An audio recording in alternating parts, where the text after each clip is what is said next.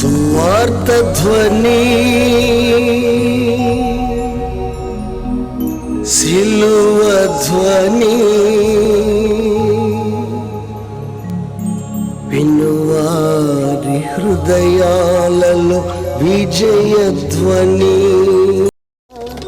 యేసుని మాటలలో విలువను ఎరిగినచో, యేసుని మాటలలో విలువను ఎరిగినచో, నీ బ్రతుకంతా మేలే మేలుగా, నీ బ్రతుకంతా మేలే మేలుగా. ఉత్తర భాగము నుండి మరియు మా దక్షిణ భాగానికి వెళ్ళారు ప్రజాసంఖ్య కోసం. ఆ పని చూసుకుని మళ్ళీ తిరిగి రావాలి. అప్పుడు ఆ తల్లికి నొప్పులు వచ్చాయి, స్థలము లేదు, చేర్చుకునే స్థలం లేదు. ఆ పిల్ల తల్లిని కానీ ఆ పసిపిల్లవాని కానీ పరుండబెట్టడానికి స్థలము లేదు. యోసేపు చాలా ఇబ్బంది పడ్డాడు. దేవుడు వార్నింగ్ ఇచ్చాడు, యోసేపు ఆమెకు అన్న ఎవరూ లేరు, నీవే ఆమెకు తోడుగా ఉండాలి, జాగ్రత్త అన్నాడు. ఆ మాటకు కట్టుబడి యోసేపు ఒక తండ్రిలాగా, యేసయ్య పుట్టేంత వరకు తల్లిలాగా, ఒక అత్తింటి వారు, ఒక పుట్టింటి వారు, ఒక సహోదరునిలాగా తన సమస్తమును దారపోసి ఆమెకు అండగా నిలబడ్డాడు. ఎవరి మాటను బట్టి చెప్పండి? దేవుడిచ్చిన మాటను బట్టి. అయిపోయింది, బాగానే ఉంది. ఈ లోపు జరిగిన విషయం ఏంటంటే, జ్ఞానులు ఆ నక్షత్రమును చూసి, ఒక గొప్ప వ్యక్తి పుడితే కనిపించే నక్షత్రం, ఇంకా కొంతమంది నక్షత్రం అంటున్నారు, కొంతమంది దేవదూత నక్షత్రంలా కనపడాలని కొందరు అంటున్నారు. సరే, ఏదేమైనా మన నక్షత్రం వారికి దారి చూపింది అనేది మనం చెప్పుకున్నాం. ఆ శిశువును చూసి వారు అత్యానంద భరితులయ్యారు. ఏ మనిషి సహకారం లేదు, వెళ్ళారు, బాగానే ఉంది. ఈలోపు హేరోదు రాజును కలిసి అలాంటి నక్షత్రం కనపడితే గొప్ప రాజకుమారుడు పుడతాడు అని ఖగోళ శాస్త్రము చెబుతుంది, దానిని బట్టి మేము వచ్చాము. ఇప్పటికీ సుప్రసిద్ధమైన మహానగరం యెరూషలేమే కాబట్టి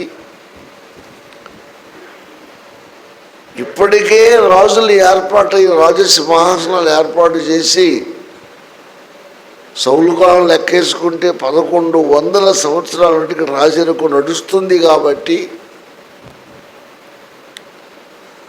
ఇక్కడే పుట్టి ఉంటాడు అని మేము వచ్చామయ్యా, మీకేమన్నా తెలుసా? హెరోదు రాజు యూదుడు కాదు, వాడికి లేఖనాలతో పెద్ద పని లేదు, పరిచయము లేదు. అది కూడా అర్థం చేసుకోండి. అవునా? కూర్చొని కాదు, సకల సఫర్యలు చేసి వాళ్ళ మూల కూర్చోబెట్టి ఈ జ్ఞానులను, యెరూషలేములో ఉన్న పండితులను, బైబిల్ పండితులను పిలిపించి, ఇట్లా అంటున్నారు వీళ్ళు, వాళ్ళు ఎక్కడ పుడతాడు అని ఉందో మీరు చూడండి అంటే, వాళ్ళ గ్రంథాలు, ప్రవచన గ్రంథాలు పరిశీలన చేసి వారికి దొరికిన ఆధారములను బట్టి వారు యేసయ్య పుట్టే స్థలాన్ని చెప్పారు బహుస్పష్టంగా. అది మీకా గ్రంథం 5వ అధ్యాయము, త్వరగా ఎన్నో వచనం? 2వ వచనం. అయ్యా, మీకా గ్రంథంలో ఎలాగో రాయబడిందయ్యా, ఒక ఆయన పుడతాడు అని బెత్లెహేములో అని ప్రవక్తలు చెప్పారయ్యా అని. అలాగా? ఓహో, సరే, పుట్టే ఉంటాడు. ఇటు ప్రవచనము ఆధారము, ఇటు దారి చూపించిన నక్షత్రము ఆధారము, ఇవన్నీ మీరు తీసుకొని, మరి యెరూషలేములో కాదు, యెరూషలేము పక్కన ఉన్నటువంటి బెత్లెహేము అంటున్నారు కదా, పురాతన పట్టణము, దావీదు పట్టణము. మీరు అక్కడికి వెళ్ళి శిశువు ఎలా పుట్టాడో, ప్రస్తుతం ఎక్కడ ఉన్నాడో వెతికి రండి, వచ్చి నాకు చెప్పండి, మీరు పూజించండి, అనుకున్న ఇచ్చేయండి, నేను కూడా వెళ్ళి పూజిస్తాను అన్నాడు. జాగ్రత్తగా వినండి. నిజమే అనుకున్నారు వీళ్ళు. వెళ్ళారు. మళ్ళీ నక్షత్రం దారి చూపింది.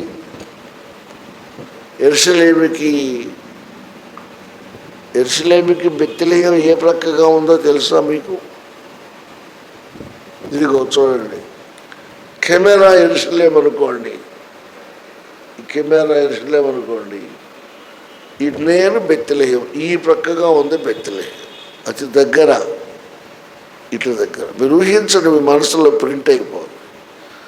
ఇది కెమెరా యెరూషలేము అనుకోండి. అటు కాదు, అటు కాదు, అటు కాదు, ఎటుగా ఉంది? ఈ పక్కగా దగ్గరగా ఉంది, చాలా దగ్గర. అక్కడ అని ఉందయ్యా అని అంటే అప్పుడు వాళ్ళు వెళ్ళి అదంతా చూస్తే, చూసి మళ్ళీ వచ్చి నాకు చెప్పండి, నేను కూడా సేవిస్తాను, పూజిస్తాను మీకులాగా అన్నాడు.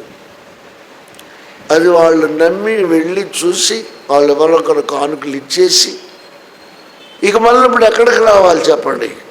మళ్ళీ హెరోదు రాజు దగ్గరికి రావాలి, అడ్రస్ ఆయనకు చెప్పాలి. ఈలోపు మన టాపిక్ వైజ్గా హెరోదు రాజులో కలిగిన మార్పు ఏంటంటే, గుర్తుపెట్టుకోండి, బెత్లెహేము అంటే యూదులది, ఇది యూదా ఇశ్రాయేలు ప్రాంతము, అతి పురాతనమైన పట్టణము. మన పూర్వీకుడైన దావీదు కూడా అక్కడే 1000 సంవత్సరాల నాడు పుట్టి పెరిగాడు. వాడు ఇప్పుడు పుట్టింది కూడా యూదుడే. అయితే పాయింట్ క్యాచ్ చేయడు. అయితే నేను యూదుడను కాదు కాబట్టి, ప్రజలేమో యూదులు, యేసయ్య యూదా గోత్రం, నేను యూదుడను కాను కాబట్టి కారణం పసిగట్టాలి మీరు టీవీలో కూడా, ఈ రాజ్యము నా చేతిలో ఉండకపోవచ్చు, కాబట్టి ఆ శిశువు బ్రతకూడదు, వాడిని చంపేయాలి. రాజ్యము నాకు దక్కాలంటే, నా వంశానికే ఈ సింహాసనము దక్కాలంటే, ఎవరైనా ఉండొచ్చు, అతడు ఉండకూడదు అని చంపాలనుకున్నాడు. చంపాలి అనుకున్న విషయము జ్ఞానులకు తెలియదు, కానీ ఎవరికి తెలుసు? దేవునికి తెలుసు. వెంటనే మళ్ళా తిరిగి దేవుడే, యోసేపు మీరు ఆయన దగ్గరికి, ఎవరి దగ్గరికి వెళ్ళొద్దు, ఈ శిశువును చంపాలని కుట్ర పన్నుతున్నాడు, కుయుక్తిగా ఉన్నాడు, వెళ్ళి అడ్రస్ ఇవ్వద్దు. 2 సంవత్సరాల వయసులో ఉన్నాడు పసిబాలుడైన యేసయ్య. 2 ఏళ్ల పసిబాలుడండి. 2 ఏళ్ల వయసులో ఉన్న ఆ బాలుడిని చంపడానికి వాడంత ప్రయత్నం చేశాడు. మీరు అక్కడికి వెళ్ళొద్దు. మరి ఎలాగయ్యా? మరి వస్తానన్నావు, రమ్మన్నాడు.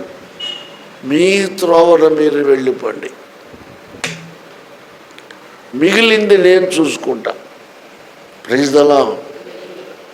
మీ త్రోవన మీరు వెళ్ళిపోండి,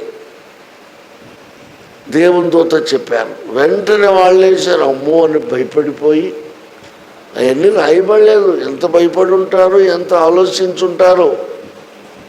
అయ్యో, 2 ఏళ్ల పసిపిల్లవాడిని నరికి చంపడానికి, ఆ పసిపిల్లవాడు ఏం తప్పు చేశాడు, ఏమి నేరం చేశాడు, ఎందుకు చంపాలా ఆయన్ని?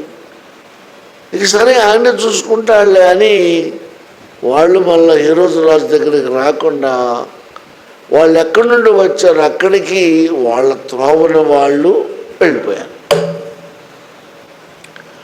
హెరోదు రాజు చూస్తున్నాడు, ఇంకా వస్తారు, అడ్రస్ ఇస్తే లేపేద్దాం, చంపేద్దామని చూస్తున్నాడు. వాళ్ళు రాలేదే, గుర్తుపెట్టి వాళ్ళు రాలేదు. చూశాడు, మళ్ళీ ఎంక్వైరీ పెట్టాడు. మళ్ళీ ఎంక్వైరీ పెట్టాడు. ముందు ఎంక్వైరీ ఎందుకు? ఎక్కడ పుడతాడు కదా. ఇప్పుడు ఎంక్వైరీ ఎందుకు? పుట్టాడు కానీ ఎక్కడ ఉంది తెలియదు. తెలుసుకోవాలి, చంపేయాలి. అప్పుడు మళ్ళా తిరిగి ఆలోచిస్తూ ఉంటే అర్థమైపోయింది, వాళ్ళు రాలేదు, ఏదో మోసం చేశారు అని మళ్ళీ పిలిపించి, జ్ఞానులు వచ్చారు కదా, గొప్ప వ్యక్తిగా పుడితే ఆరాధించడానికి వచ్చామని చెప్పారు కదా, వాళ్ళు ఇచ్చిన ఇన్ఫర్మేషన్ ప్రకారంగా వారు చెప్పిన దానిని బట్టి ఇప్పుడు ఆ శిశువు పుట్టి ఎంతకాలం అయి ఉంటుందో మీరు లెక్కలు కట్టండి అని మళ్ళీ అప్పచెప్పాడు. గుర్తుపెట్టుకోండి, మొదటి లెక్క ఎక్కడ పుడతాడు. ఇప్పుడు త్వరగా చెప్పండి, పుట్టి ఎంతకాలం. ఈ ఇళ్ళు వేసుకొని ఇక్కడ అన్నీ చూసి వాళ్ళు చెప్పిన ఇన్ఫర్మేషన్ బట్టి 2 ఏళ్ల లోపు అయ్యిందయ్యా అని చెప్పేశారు. అమ్మయ్యా, అప్పుడు 2 ఏళ్ళు ఎదిగిపోయాడా ఆ పిల్లోడు? 2 ఏళ్ళు వచ్చేసాడా? 2 ఏళ్ళు అంటే ఒకసారి ఊహించండి, తల్లులుగా మీరు, ఆడపిల్ల కానీ మగపిల్లవాడు కానీ 2 ఏళ్ళు అంటే ఏడాదికి ఎదురు నడుస్తారు అంటారు. తప్పటడుగులు వేసే టైం. అప్పుడే నడక నేర్చుకుంటున్నాడు యేసయ్య. ఆడుకుంటున్నాడు, 2 ఏళ్ళు కదా, అవునా, ఆడుకుంటున్నాడు, నడుస్తున్నాడు. 2 ఏళ్లలోపు చంపేయాలి. చంపాలి అనుకోవడానికి తగిన కారణం ఏంటి మనం పసిగట్టాలి. ఇప్పుడు కారణం ఏంటి మొండిగా గుర్తుపెట్టుకోండి, లేక రాసుకోండి. యెరూషలేములోనేమో హేరోదు భవనం అని బ్రహ్మాండంగా ఉంది. ఇప్పుడు కూడా నేను మ్యాప్ చూశాను, కళ్ళారా నేను చూసి వచ్చిన వెళ్ళినప్పుడు ఇదే ఇక్కడే అని చూపించాను. వాడు ఆ ప్రాంతాన్ని పరిపాలిస్తున్నాడు రోమీల చేతిలో సామంత రాజుగా. వాడు ఎదోము జాతికి చెందినవాడు. ఎదోము అంటే యాకోబు అన్న ఏశావు సంతతికి చెందినవాడు. వాళ్ళకి వీళ్ళకి పడదు. అందుకని వాడే పెద్దవాడైతే వీళ్ళు యూదులు కాబట్టి ఆ పిల్లవాడిని సపోర్ట్ చేస్తే ఈ సింహాసనము, ఈ రాజ్యాధికారము, ఈ పరిపాలన, ఈ పేరు, ఈ ప్రఖ్యాతి, ఈ కీర్తి నాకు ఉండదు. ఇవన్నీ నాకు దక్కాలి అంటే, రొటీన్గా నేను ముందుకు వెళ్ళిపోవాలి అంటే చెప్పండి, ఆ పసివాడిని ఏం చేయాలి? చంపేయాలి. ఇది కారణం. అప్పుడు వాళ్ళని పిలిచి, యెరూషలేములో పుట్టలేదు, ప్రవచనం వల్ల చెప్పలేదు. దగ్గరలో ఇటుగా ఉంది, యెరూషలేముకి ఇటుగా ఉంది బెత్లెహేము, అక్కడికి వెళ్ళండి. బెత్లెహేములోను బెత్లెహేము పరిసరాలలో ఉన్న గ్రామాలలోను, సరౌండింగ్స్ బెత్లెహేము చుట్టూ ఉన్న ప్రాంతాలలోనూ 2 సంవత్సరాల లోపు వయసు ఉన్న మగ పిల్లలను చంపేయండి. వీళ్ళు కత్తులు తీసుకు బయలుదేరారు. ఒళ్ళు జలతరిస్తుంది. చంపేయండి. వెళ్ళిపోయారు. ఆడపిల్లలైతే వాళ్ళ చోరికి వెళ్ళడం లేదు. 2 ఏళ్ల లోపు ఇక 2 నెలలు కావచ్చు, 3 నెలలు కావచ్చు, 5 ఏళ్ళు కావచ్చు, 2 ఏళ్ళ పైన కాదు, 2 ఏళ్ల లోపు మగపిల్లలందరినీ ఎంతమంది నరికి చంపారు. ఇది ఇక్కడ మనం ఒక విషయాన్ని అర్థం చేసుకోవాలి. మనము కీర్తనల గ్రంథాన్ని ధ్యానం చేస్తూ వచ్చాము కదా. 2వ కీర్తనలో ఏముంది ఒకసారి చూడండి. ఏం కంగారులే, చెప్పుకున్న బట్టి క్లియర్గా, చాలా నీట్గా, ప్రైజ్ ద లార్డ్, మంచి పునాది పడాలి మీకు. 2వ కీర్తనలో ఆత్మవశుడైన భక్తుడు ఏం పలికాడు? ఫస్ట్ నుంచి చదవండమ్మా. అన్యజనులు ఎలా అల్లరి రేపుచున్నారు, జనములు ఎలా వ్యర్థమైన దానిని తలంచుచున్నవి, మనము వారి కట్లు తెంపుదము రండి.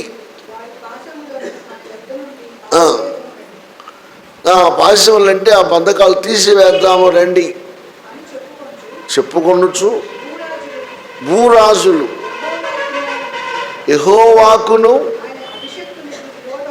ఆయన అభిషిక్తునికి విరోధముగా నిలువబడుచున్నారు.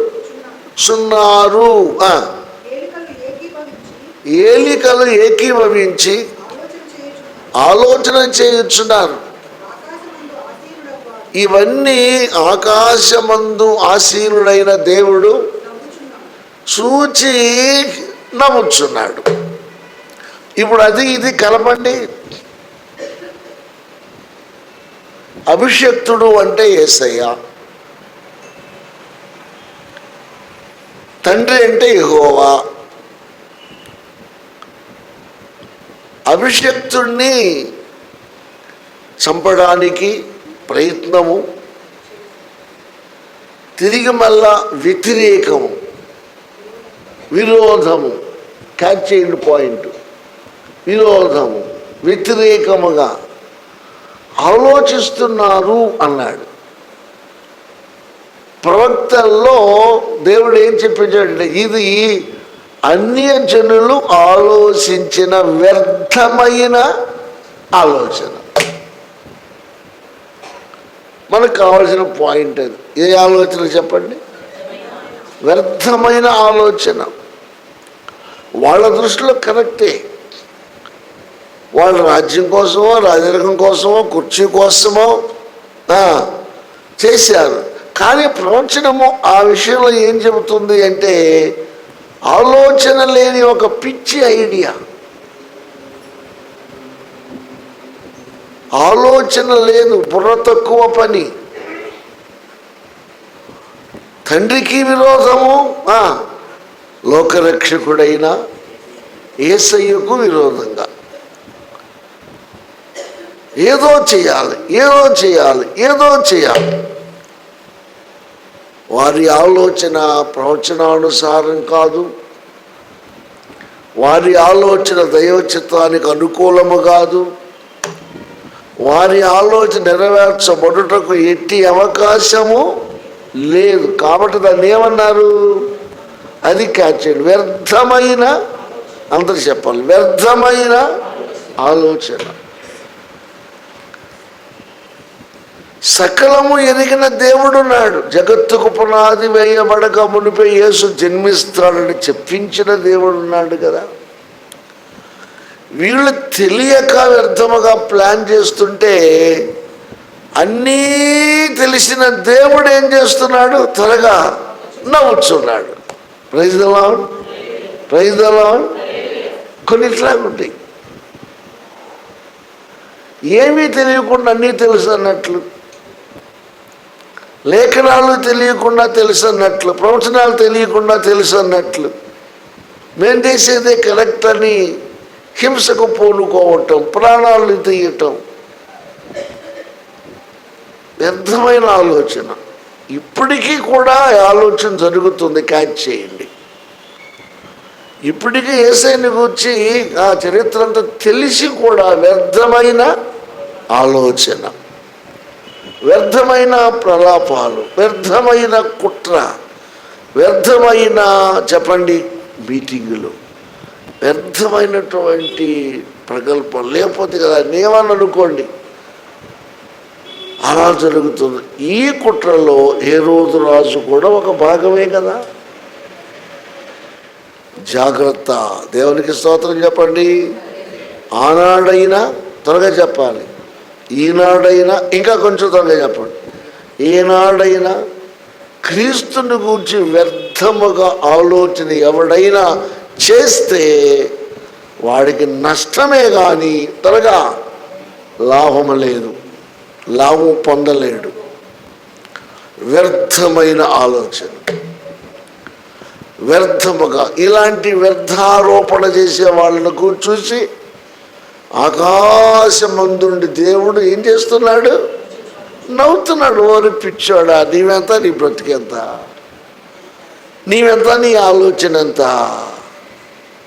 నీవెంత, నీ లైఫ్ ఎంత. నువ్వు ఏ రోజు రాజువే కావచ్చు, రోమా చక్రవర్తివే కావచ్చు, నువ్వు ఎలాంటి వాడివైనా కావచ్చు. ఏంటి నీ పరిస్థితి ఏంటి? అసలు నువ్వేం చేయగలవు? దీంట్లో ఉన్న మర్మం ఏంటంటే, దేవుడు ఏది సంకల్పించాడో అదే నెరవేరుతుంది, కానీ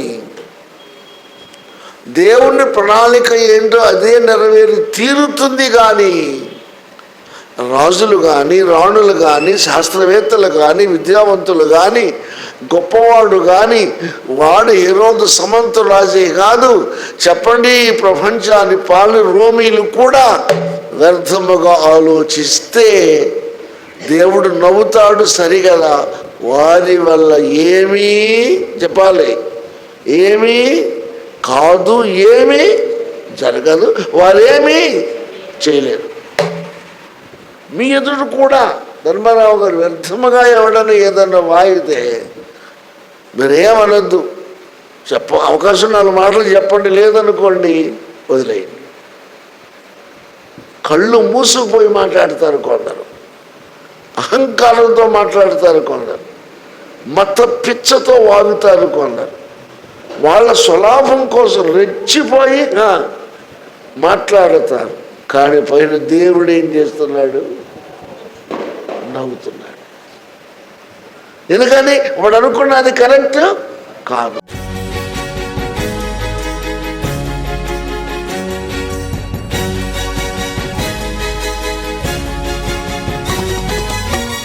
యేసుని మాటలు వినగా వినగా మనసుకు శాంతి, ఆత్మకు రక్షణ.